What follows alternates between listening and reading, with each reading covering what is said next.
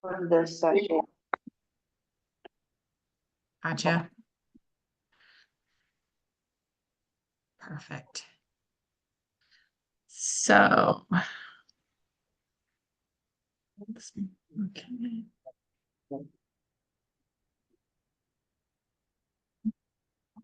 Running, and now, were you mouthing something or can I not hear you now? Yeah, no, that was just me. You should be good. Sorry. Okay, I'm like, wait, did I lose the volume for some reason? No. Alrighty. We are so close to the end. So we haven't met since November. Yes. So running down the agenda, we were going to review the, why does this happen? We were going to review the survey.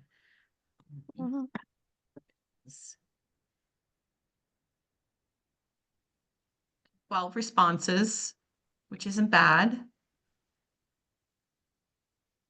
And I can send this report after the meeting. I apologize, I didn't send it ahead of time.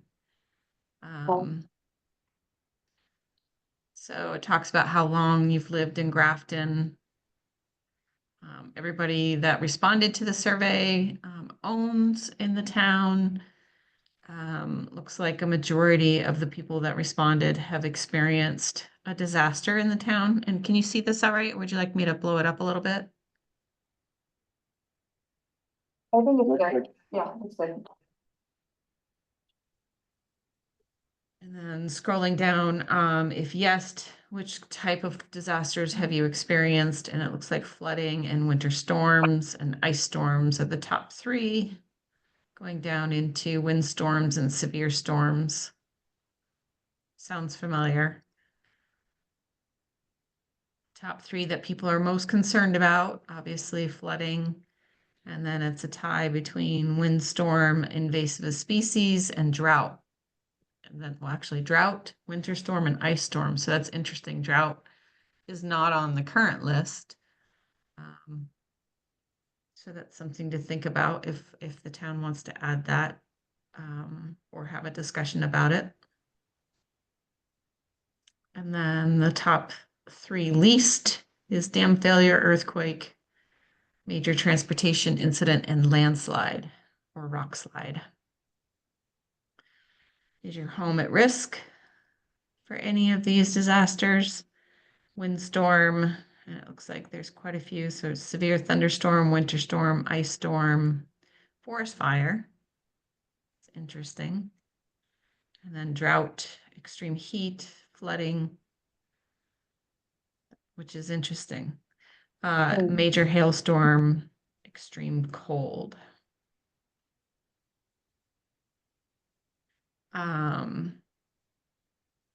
Most effective way to get a hold of people is by email, text, BT alert,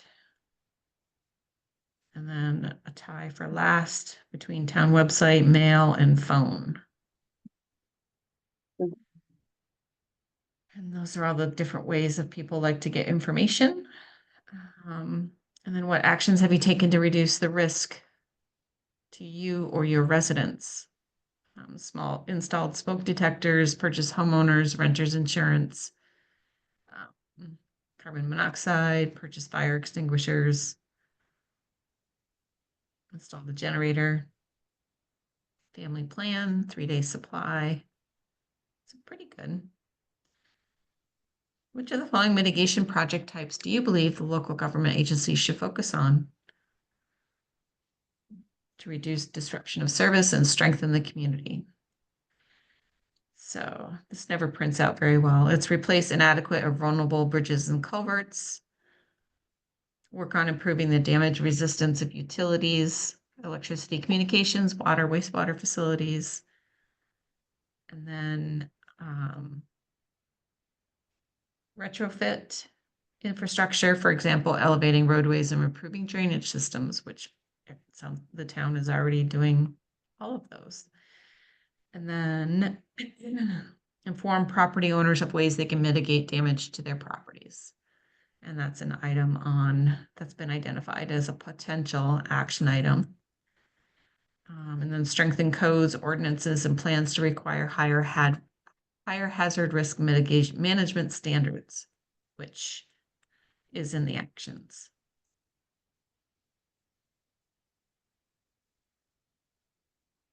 Most people don't live in a floodplain that answered.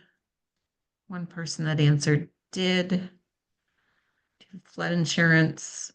Most people answered no. One person, obviously probably the same person, said yes. If you do not have flood insurance, would you like more information? Answer was no for most. Please leave the best contact information for flood insurance. And then thinking about protecting yourself and your community, which 3 of the following are the most important to you? Water, wastewater, protecting the utilities, protecting the infrastructure, transportation infrastructure, and then protecting the natural environment. The top 3.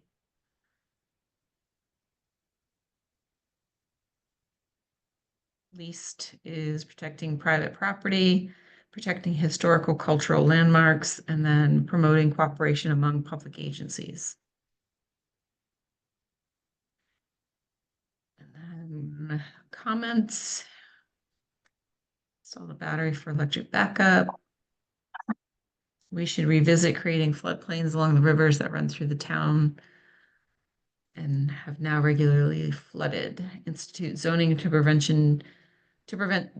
development in hazardous areas and control mitigation implementation. And then somebody signed their name. So I'd say everything aligns fairly well with what we've discussed and actions that we've taken. Would you agree? Yes. Yeah, I agree. Cool.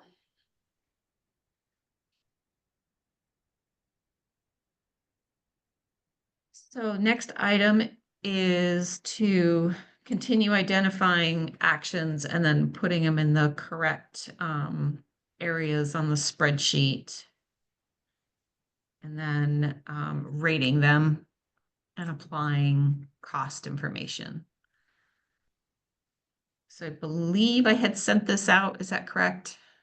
Yeah, you did. I haven't looked at it very well, but That's okay. okay. That's fine. So these were the actions that you came up with through discussions. There's only one minor gap, but we can probably use some of this transportation, some of these transportation actions in the, so there's no action identified for natural systems protection. And maybe that is putting in research the feasibility of adopting the community rating system. So putting it both under outreach and education and under the natural systems protection.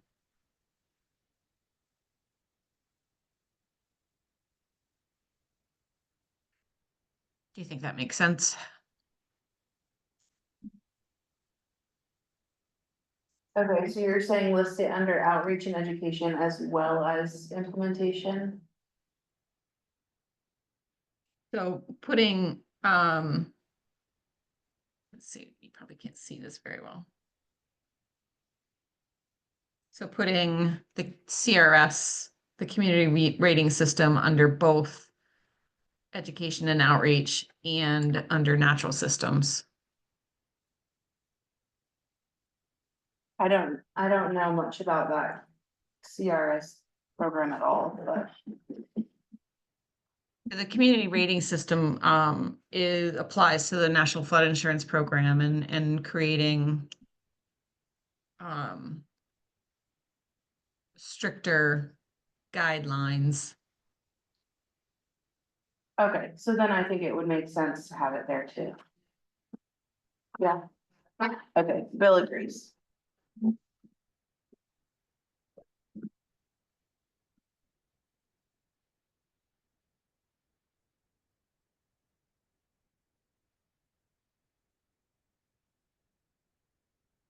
So what's left to do is to apply costs to all of these actions.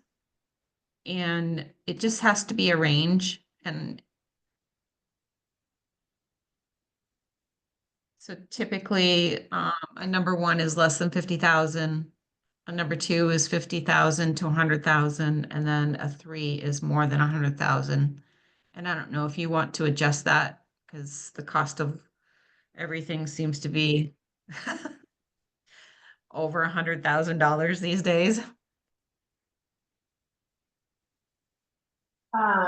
Yeah, I think could you slide back over to what we would be putting costs to? Sure. So you would be reviewing the state floodplain regulations and ensuring the town regulations comply or exceed. Update road erosion inventory, the MRGP.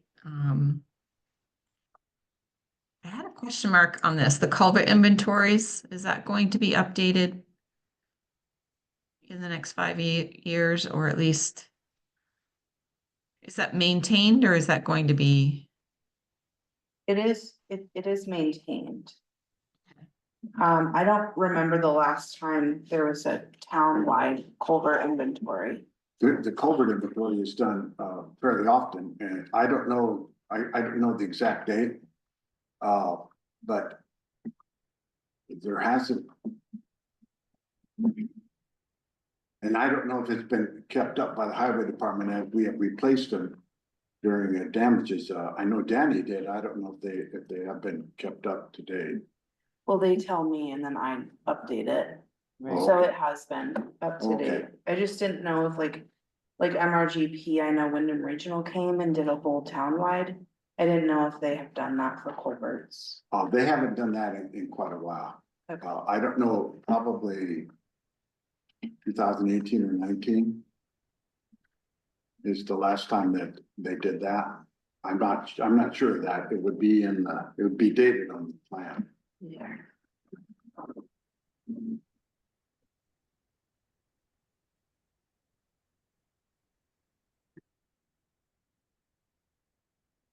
One is update subdivision regulations, update list of vulnerable population, capital plan to upgrade trucks from every 7 years to every 5 years. Update the LHMP to include line of communication annex, probably. So those are all pretty, I mean, other than, are you going out to contract to update your MRGP? No, the plan was to do it in-house with the grant that we have. Gotcha. Okay. And that's pretty small. These Yeah, are all, so these are probably all under $10,000. yeah, I would say so. Yes.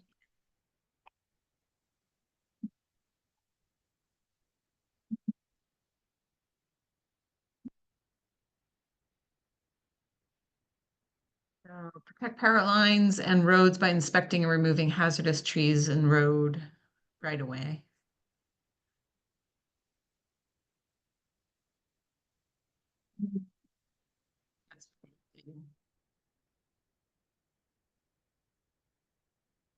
And I'd say that's a number one also. This is cost to the town, I'm assuming. Yeah, unless you hire somebody to come and do your tree trimming for you. I mean, it's the same thing. It costs money, but it's just a matter, I'm sure it's more expensive to hire to put that out to contract. For sure. So the two large culverts on Fisher Road. So make sure I have the right. Yeah, that would be, that'd be over 2,000. Yeah, and same with that. That'd be high. So the Fisher Hill Road culvert, Stagecoach Road culvert, Eastman Road, Hinkley Brook, all of those culverts are gonna be over $200,000. Yes. Do you see that some new funding became available through the BRIC program. I'm not sure if you got an email from VEM. I'll have to look. I think I saw that announcement. Yeah, so it was talking about some scoping. There's a couple different categories, and then there's one that's a national competitive program. It's $451 million, so, but it's a national. This is the money that's in the state from, what do they call it, the Inflation Reduction Act? This is the So infrastructure. I've got to send you some information. I did get some information from V-Trans on the IIJA. I've got to decipher it into English. Because, just as an aside, when the governor couldn't come in, but his, right-hand man came to Londonderry when the governor was going around the state in September after the storms, September, October. And he said it was gonna make the FDR's big new deal look like, you know, it was spending pennies. And that all that money's in the state. And everybody in the news keeps talking about all this infrastructure that has been repaired by, you know, as a result of this. I haven't seen anything repaired, and every time we go for the money, we are not. If we can't have a project worth, I don't know, 30 or 40 million dollars, we might as well not even ask for it. Basically, if it doesn't fit the criteria, the only thing that they will do is buyouts, but they won't fix any culverts, they won't fix anything. They're looking for big, huge flood programs in the state. It's just kind of disconcerting because it's all gonna go up north, except for the buyouts. It's all gonna go to, to Williston and to everything in that county where Burlington is, that they're the only ones gonna get any money. No one else is gonna get anything. And that's really bad. He promised that it would be spread out. This person promised that it would be spread out over the state, but that's not what we're seeing, unfortunately. So if the funding for it, we're just gonna have to wait and see what they do with these programs. It's very, I'm discouraged of us getting anything. And I'm really discouraged that the towns that really do pay attention and have capital budgets and do plan, and in their hazard mitigation plans, local hazard mitigation plan, identify what needs to be done, and then using that priority does them on their own or with whatever grants they can get, are penalized for the towns that do nothing, that then yell and scream because they're in bad shape after a flood. They get all the money. That's really discouraging. That is unfortunate. Okay, So I'm off, I'll get off my high horse right now. But yeah, that's a real problem. it is. So this was the funding I was talking about. This is actually being put out by VEM. It is a BRIC grant, which is probably similar to what this hazard mitigation plan grant is being paid for through. But this kind of stood out to me, which is $451 million. Federal share is available for national competition for scoping applications, up to 45 million total, and mitigation projects, which includes construction projects of floodplain restoration, culvert upsizing, dam or bridge removal, road relocation, stream bank, and soil stabilization, utility or municipal floodproofing projects. So this is a 75-25% share. So if you were awarded some money, you'd have to have 25%. So the drawback is, of course, it's a short turnaround of a month, next month. I don't know the details of what's required as part of the application process. I tried to log in and I didn't have access to this grant, so. That's okay. I'll definitely look into that though. We can work on that. We'll have something in by February 28th. Maybe every project we need, that'll end up being like $10 million, and hopefully they'll give us something. Something I did want to mention, so I feel like a lot of these grants have such a quick turnaround. Would the town consider, in the future, starting to set up like a rainy day fund, knowing that they have these projects coming, but they don't necessarily have, they don't know when the grants are coming, but if they do come along, you have to have that 20 or 25% match. We Does the do that town set already. aside? We do that already. Oh, okay. That, our capital budget people are very much in tune to that, and as they come up, and we've done some of that already with regard to the money that came from the hazard mitigation plan. And we have like 6 culverts, and we have the money for them, I think, for the match. Oh, there isn't any match on those, are there? It's 100% money. But of those, there are some that don't have a match. And for instance, we have, for one culvert, we have 60,000 that we will set aside. Yeah, we try to keep up with that in our capital budget to cover our share. And because sometimes V-Trans just calls up and said, well, somebody didn't take a grant, and we had $100,000 year before, and we did a culvert that was for 160,000. We found the money, I don't know if we borrowed it or what, for 60,000, because you can't turn down $100,000, and the culvert needed to be done. So yeah, we try to pre-plan for it and save in the capital budget. And if this goes over the years, like that local hazard mitigation plan goes over the years, we can save up the money in the meantime. The problem with them extending it out to 3 years, you know, start the thing now and send us your estimates. What is it gonna cost in 3 years? We have no idea. That's one of the biggest problems. So, and anyway, but the short answer is yes, we do that all the time with capital budget. Yeah, especially these days, it's hard to anticipate construction costs because they're just astronomical. That's right, yeah. So I popped the link to the website in the chat. And I'll Okay, also thank put you. Okay, my thank you. notes.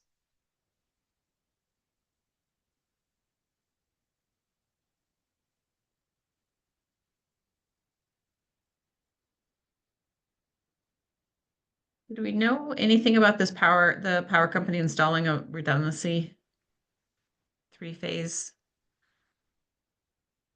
I remember.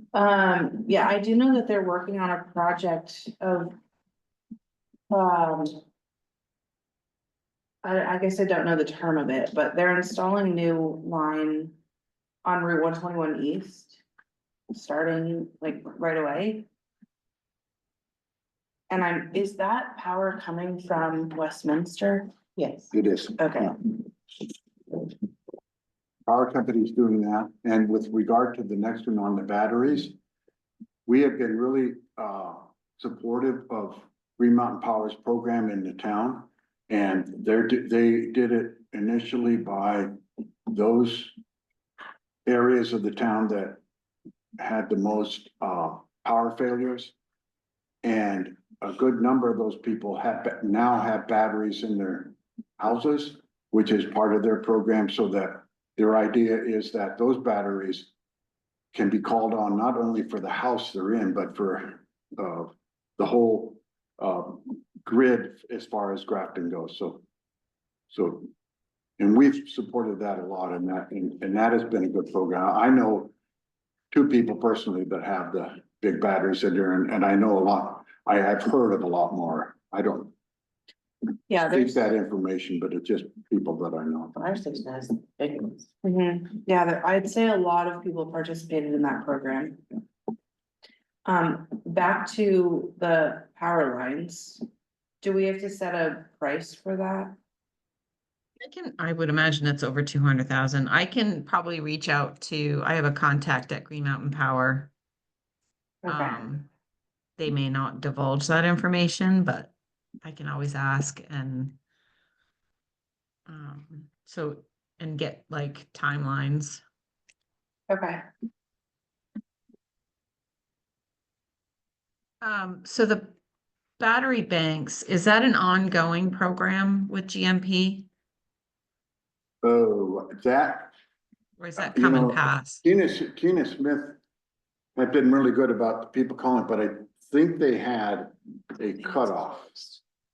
And, but you know, Green Mountain Power, every once in a while just says you got another 30 days, you got another 30 days, so I don't really know. Tiana Smith is Tiana, right? Yeah, Tiana Smith is the one that would, that we have dealt with at Green Mountain Power. So I think you could easily say that as that program is reoffered, we would take advantage of it. Because they are reoffering it. They see it as an asset to the whole grid of Green Mountain Power, not just to the individual that is getting, it's a place for them to put batteries. That's what they look at. Said Candace, They- what was her? And they have not Candace. extended it to those parts of the town where,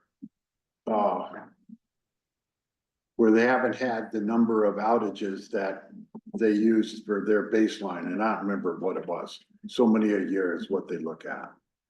And so they took the worst ones in the town, and that's when they dealt with. Are they gonna move up the line? I don't know.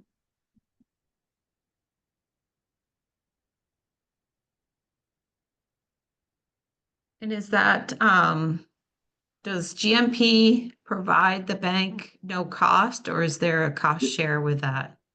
In the programs where they have had those people that lost power a lot, they do it at no cost.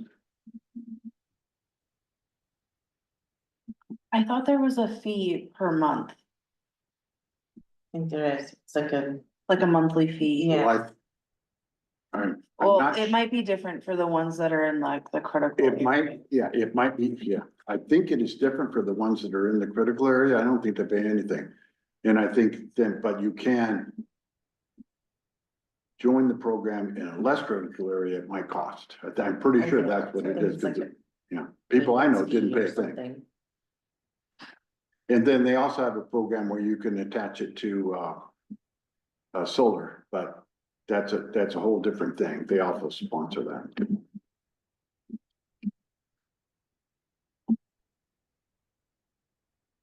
Say that there's a point of contact for this program?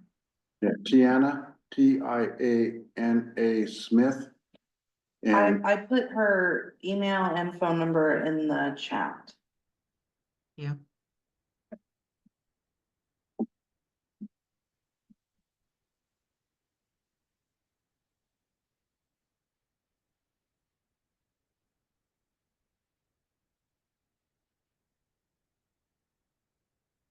Moving down to natural systems, researching the feasibility of adopting the community rating system. That'll probably be less than $10,000. The CRS adopting it. Or.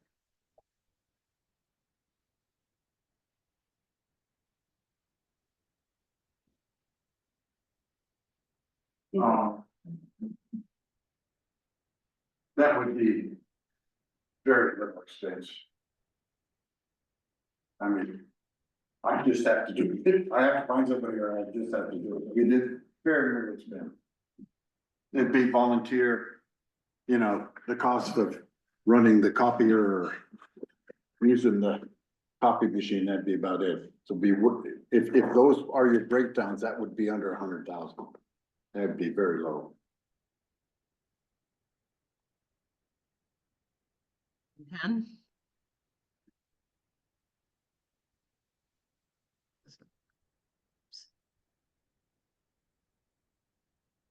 $50. Okay.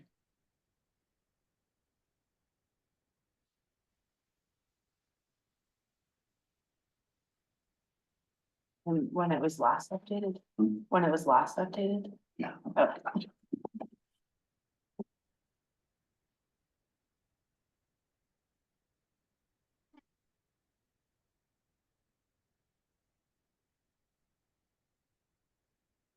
Educate and inform property owners of ways they can mitigate damage to their properties.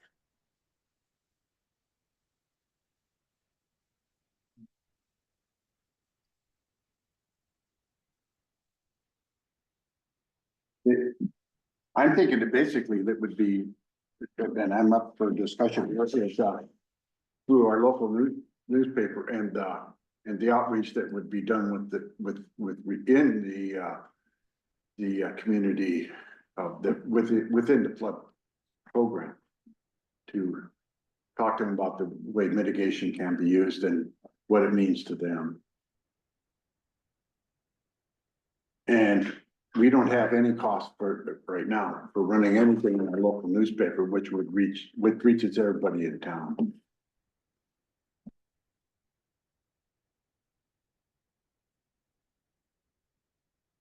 Would imagine, so as far as timelines, these are gonna be, the CRS program and the education and outreach is going to be over the next 5 years.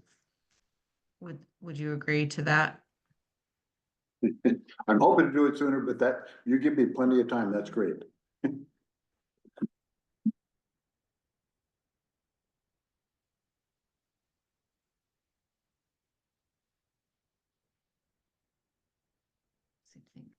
So I'll get the information from GMP on these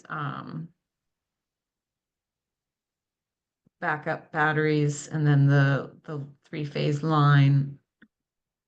Do you have a timeline for Fisher Road, Stagecoach Road, Eastman Road, and Hinkley Brook? I think it all depends on the funding. It depends on the funding. We have We have all one, of them in. If those were, if the, as far as us doing it, we could do all of them within the next couple of years if we had the funding. So it just depends on funding. we have one grant for one of the Fisher Hill Road culverts. But the time frame for that is 3 years. like 3 to 5 years. And then for the other culvert on that same road, we reapplied for the same grant program this round. We're hoping, of course, for an award on that, but we haven't heard back. But that would be again, 3 to 5 years. We've done, how many projects have we done since 2011 since Irene to get culverts done? So it's taken us, It's a long time. it takes more than 2 years per every project that we've done because it's hard to get the funding So I would say 5 to 10 years. I don't know what they would like to see in our program, but I think to get all those done to 5 to 10 years. It's been 13 years since, no, 14 years since Irene. We've worked at them pretty steadily, but it's just the funding. And all of these are under 20 feet in length. No, No. In fact, I think all of those are over 20 feet. they're all over 20 feet and the problem with the ones on Townsend, on Fisher Hill Road is they run at an angle and they're all 70, 80 feet long. They're really long culverts. The ones on Stagecoach are probably 40 to 50. Culverts themselves. So when I say length, I mean along the road. So they're, what I'm getting at is it almost considered a structure rather a bridge than. So when I Yes, ask for distance, I'm looking along the roadway. Okay, they're all less than 20 feet. Mhm. Okay. 'Cause there's Probably different, most of them are less than 15 feet. And, you know, there's a couple that the width of them would be, well, on Fisher Hill, the width of them would probably be 10 at the most 10 feet. On Stagecoach, the width would be, for the most part, 7, 8 feet, 10 feet maybe up at the top. yeah, Yeah, Yeah, they're 'cause there's fairly small culverts, but they're long. yeah. because there's a whole nother funding program, if you know, the town highway bridge program, which V-Trans would then design the bridge for you, and then there's federal dollars involved with that. But it has to be over 20 feet. Yeah, none of these are, So we could make them no longer. hydraulic No, none of study, these are that- None of these are that big. you're planning for the 1,000-year. Well, the other bridges that, but we haven't, never mind. We have old bridges in town on the main roads that maybe, that would be more than 20 feet that we will have to look at in the future.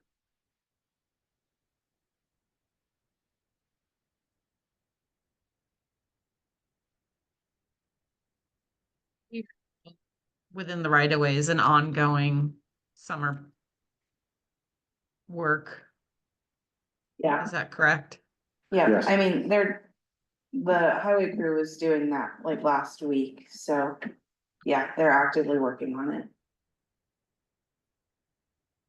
And I think as we said before, when we have roadway work on the drainage of the roads, we bring it up to date with the Act 64, you know, the stone line culverts, et cetera, all that stuff. We do that as we go, so. And I think we said this before, we're probably 80% of what we need to do by 2035. We're way up there in percentage because we have done that. Mhm.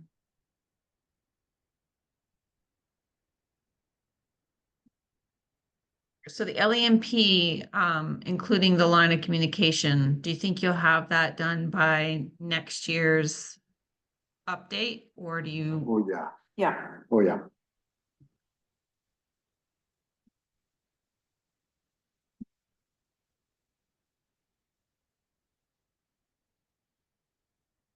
And do you already have in your capital plan to upgrade trucks every 5 years?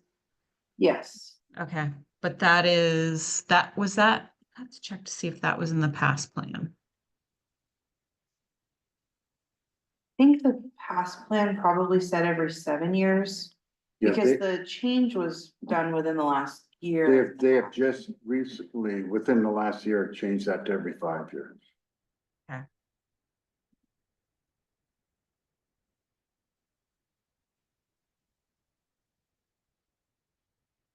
Reminds me, I need to check.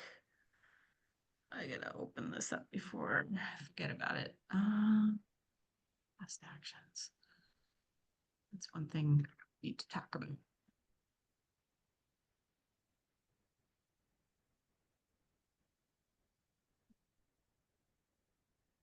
Update your list of vulnerable population. Will that be in the same time frame as the communication, line of communication for the LEMP? Yes.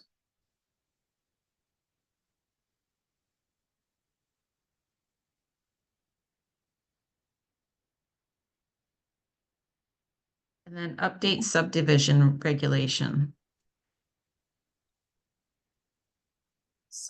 Update subdivision regulations. 2009, that's late enough, isn't it? No, our subdivision regulations are very, very rudimentary. We don't have a whole fancy thing that's, what is it, 16 pages, something like that. It's a lot. They deal with floodplain and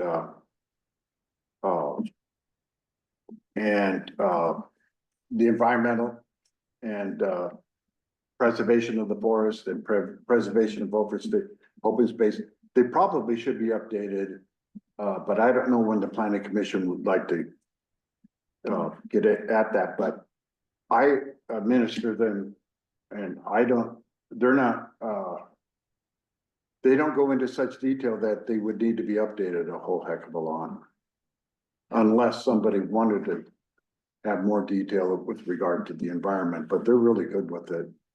And with setbacks and so on, Could we say it would be looked at within 5 years? within 5 years, but they need to, I mean, just looking at 2009 tells me that they should be updated.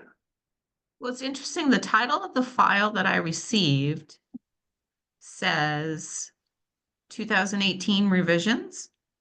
Is that correct? It was revised in 2018, yeah, 2018 revision. It was revised simply to put in the Development Review Board as opposed to the Planning Commission. The Planning Commission used to do it, and then we took that away from the Planning Commission to the Development Review Board because of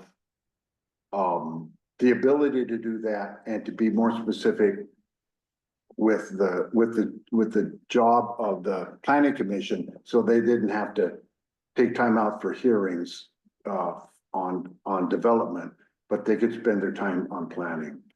Because I've been into towns as a planner with the Regional Planning Commission, and I go to a hearing where we're supposed to work for an hour or two on their town, on their whatever regulations.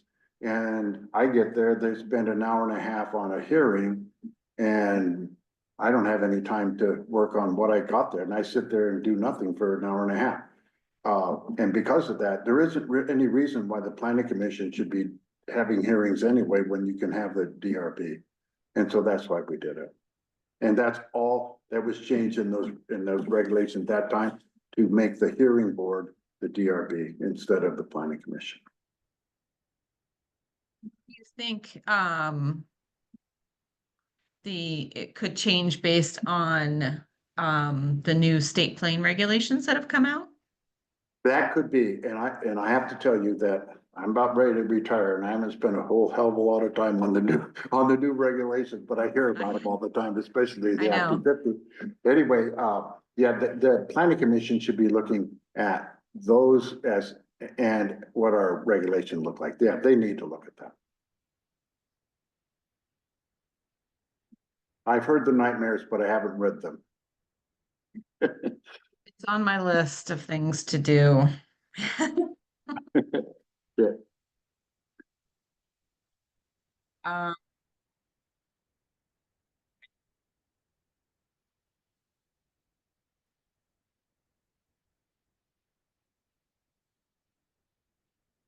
Culvert inventories, those are maintained and as they're improved, updated as needed.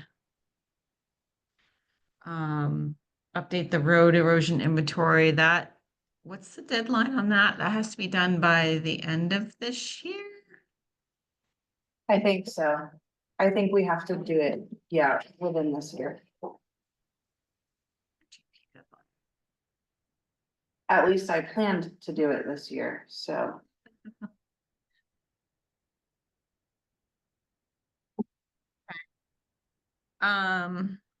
So I don't, the last plan. Just want to make sure. So what I'll do. Okay. So a lot, yeah, we've already brought forward, it looks like.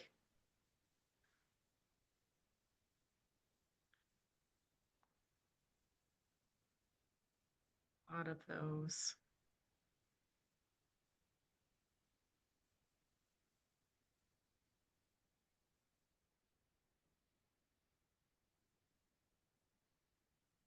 Bridge 38.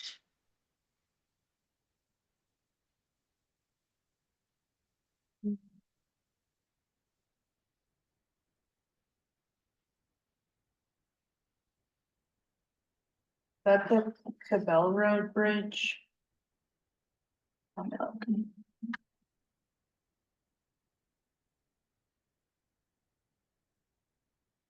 Bridge 38 it's on a current list of HMGP grant application, is that correct? That is correct. Okay, so I'll make sure to bring that one forward.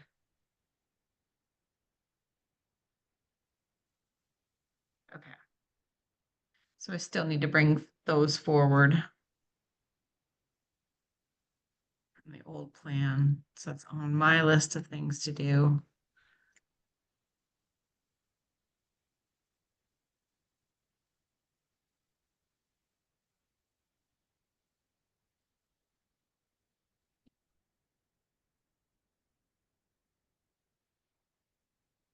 So this rating system, and we can do something different if you're opposed to it. So it kind of rates the action on life safety, property protection, technical, is it technically feasible, basically? Is there overall public support for these items? And excuse me, administrative, does the community have the administrative capacity to implement the actions? And then there's other community objectives.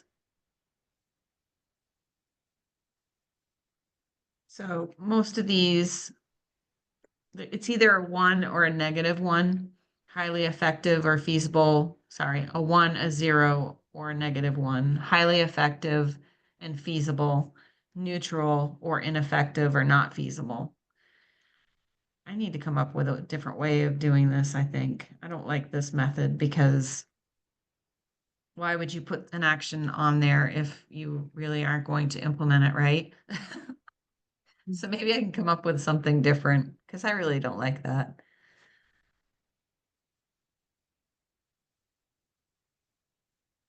Would you agree? Can you go back up to the description? Sorry.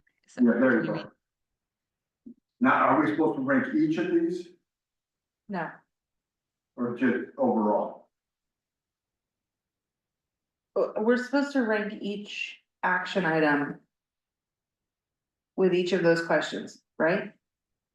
Basically, yeah, it's this is the definition of all of these columns over here, and it's either a 1, a 0, or a -1 for each of these items, for each of these actions.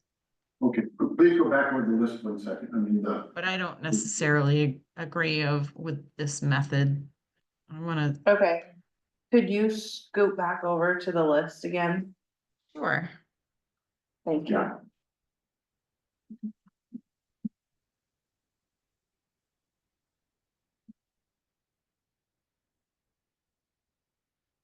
I'd say every one of them is a 1. Yeah, that's, A +1. I don't know that there's any community dissatisfaction with any of those and all of them would promote safety and so on. So everything I I think- read up there, it's all yeah, one. I feel like a lot of towns that have used this method have come up with this long list of actions, and then when they finally go through this grading system, they actually remove them, not recommended. They'll put it down here based on the scoring, kind of like making themselves. And I'm like, why do more work than you really need to? I mean, it's kind of looking at a benefit cost, I guess, or life safety cost. Making it, maybe it's kind of to a better way of grading it more in a neutral way so that agendas are not pushed forward, I guess is the best way to put it. Well, I mean, I'm Amber and Maureen, there's nothing that we have proposed to do that somebody is just proposing like build a dam or tear out a dam or something like in Londonderry, but no, I mean, Right. no, this is Yeah, I all feel stuff like- that needs to be done. Yeah, I feel like this committee is not contentious as making, wanting to put forward their personal agendas or things like that. So Correct. I'll look at some other plans to see how they do it, because the more I use this, the more I don't like it. It's like, yeah. Okay. So I'll yeah. Yeah. So that's basically it. So I have to pull forward the actions that were not completed in the past plan, and put them into this table, and then I'll resend that out for your feedback. And then. And if you need an answer for why they weren't completed, put a big $sign. Always. Yeah, that was a long time ago that we went through this. Yeah, So, Anything that we could have done, we did. and maybe I'll send this back out just for a quick review for folks Okay. and see if you have any comment on it. So the next step is for me to finish compiling all this into the draft plan. And I will send that out to you. It's probably going to be a couple weeks. I do have to play catch up with a few plans that were submitted. Oh gosh, they were submitted after the July flooding of last year. And I just wow. received them a few weeks ago. That's how far behind VEM is. So, Yeah, so I will safely say I will have a draft to you folks in a couple weeks. okay, Does that great. sound Thank you good? very much. Yeah, Yeah. that works great. Does anybody have any? I think that's it for tonight. Just make sure I double check. I think that's all we have. Yeah, and if I have any questions on, so one thing I also need to apply is who's going to be the lead, but I think in the discussions that we've had, I think I know who the lead is on most of these actions, so I'll probably have you check those for me once I identify them. I'll follow up with Green Mountain Power. But yeah, I think we're just about at the end. Okay, great. Yay. Hmm. Next meeting. It looks like February 20th. Is that right? That's gonna be a busy week for us, but That's okay. I think it's okay.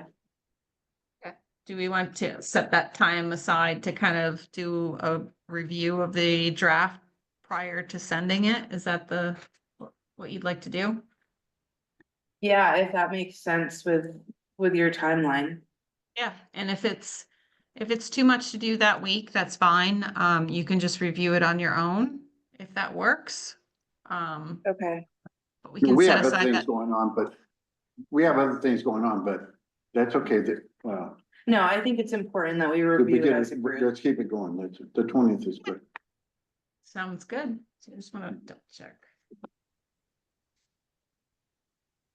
So 1,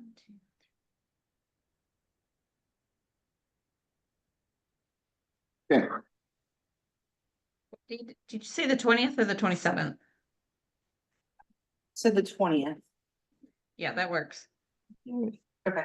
good.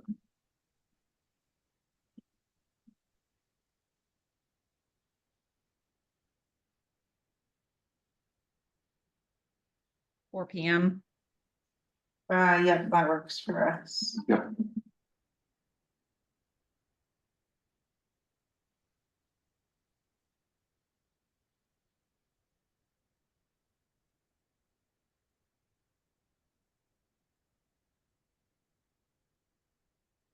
All right. Okay, perfect. Thanks very much. Thank you. Yes, thank you.